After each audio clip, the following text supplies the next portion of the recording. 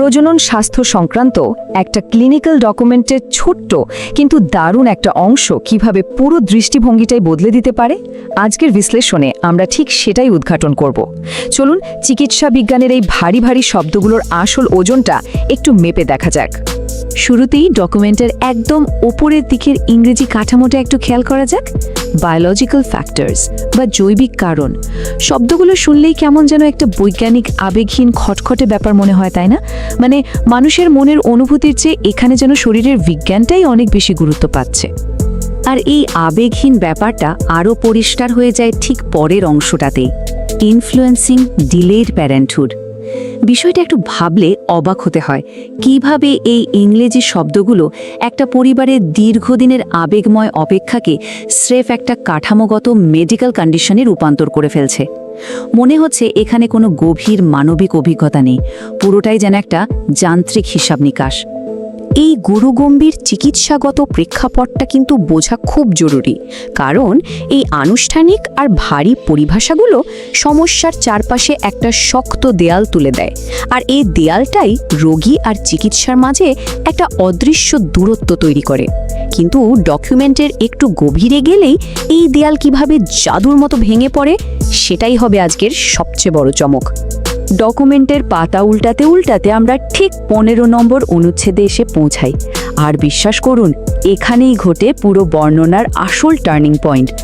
আগের ওই সমস্ত ক্লিনিক্যাল গাম্ভীর্য যেন এক নিমিষেই উধাও হয়ে যায়, আর তার জায়গা নেয় সম্পূর্ণ ভিন্ন অভাবনীয় এক সুর। এই অংশটা সত্যিই খুব আকর্ষণীয়, কারণ ডকুমেন্টটা হঠাৎ করেই তার ওই ক্লিনিক্যাল খোলস থেকে বেরিয়ে আসে। এটা আর কোনো তাত্ত্বিক আলোচনা বা দূরের কোনো শক্ত ডাক্তারি পরিভাষা থাকে না, বরং এটা এমন এক অনুসন্ধানের রূপ নেয় যা আমাদের দৈনন্দিন জীবনের সাধারণ মানুষের বাস্তবতার একদম কাছের একটা বিষয়। আর এখানেই একটা অসাধারণ ভাষাগত বৈপরীত্য চোখের সামনে ফুটে ওঠে।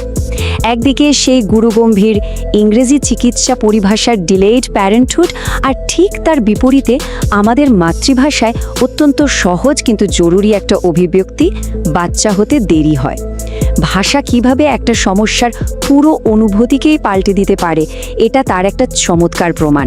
মনে হচ্ছে ডাক্তারের টেবিলের ওপাশ থেকে এপাশে আসার জন্য কেউ যেন একটা ভাষাগত সেতু তৈরি করে দিয়েছে। এখানে সবচেয়ে লক্ষণীয় বিষয়টা হলো এই বিলম্বের মূল রহস্যকে কোনো ডাক্তারি উপসংহার বা রায় হিসেবে দেখা হচ্ছে না, এর বদলে এটাকে একেবারেই সরাসরি একটা মানবিক জিজ্ঞাসা হিসেবে তুলে ধরা হয়েছে। এমন একটা জিজ্ঞাসা যা অসংখ্য পরিবারের আশা, হতাশা আর দীর্ঘ অপেক্ষার সাথে খুব গভীরভাবে জড়িয়ে আছে। বিষয়টা তখন আর শুধু শরীরের থাকে না, হয়ে ওঠে একেবারে মনের গহীনের আর্তি।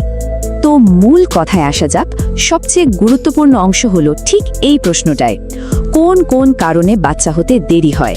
খেয়াল করে দেখুন, এখানে কোনো জটিল বিজ্ঞান নেই, কোনো ভারী ডাক্তারি শব্দ নেই, শুধু একটা সরল খাঁটি প্রশ্ন যা সরাসরি মূল সমস্যার একদম কেন্দ্রে আঘাত করে। এই সহজ প্রশ্নটাই যেন চিকিৎসার ওই খটখটে যান্ত্রিক কাঠামো ভেদ করে সরাসরি মানুষের কাছে পৌঁছানোর রাস্তা তৈরি করে দেয়। এই পুরো রূপান্তরটা থেকে একটা মস্ত বড় বিষয় কিন্তু শেখার আছে। একটা জটিল জৈবিক বিষয়কে যখন আনুষ্ঠানিক ভাষা থেকে মাতৃভাষায় সাধারণ মানুষের প্রতিদিনের প্রশ্নে রূপান্তর করা হয়, তখন সেটা কতটা শক্তিশালী হয়ে উঠতে পারে, তাই না? এটা আমাদের পরিষ্কার বুঝিয়ে দেয় যে চিকিৎসা বিজ্ঞানের মতো জটিল বিষয়গুলো বোঝানোর ক্ষেত্রে সহজ বোধগম্য ভাষার আসলে কোনো বিকল্প নেই। রোগী এবং ডাক্তারের মধ্যকার দূরত্ব ঘোচাতে মাতৃভাষার এই ধরনের প্রয়োগ সত্যি জাদুর মতো কাজ করে। বিশ্লেষণের একেবারে শেষে এসে একটা বিষয় কিন্তু জলের মতো পরিষ্কার। ক্লিনিক্যাল শব্দগুলো হয়তো সমস্যাটাকে একটা ফ্রেমে বাঁধে বা সংজ্ঞায়িত করে, কিন্তু সে গভীর মানবিক প্রশ্নটির প্রকৃত উত্তর লুকিয়ে আছে মানবদেহেরই সূক্ষ্ম আর জটিল জৈবিক বাস্তবতার মাঝে। বিজ্ঞান আর অনুভূতির এই অদ্ভুত সংযোগই হয়তো চিকিৎসা বিজ্ঞানের সবচেয়ে বড় আর সবচেয়ে সুন্দর রহস্য। কি মনে হয়?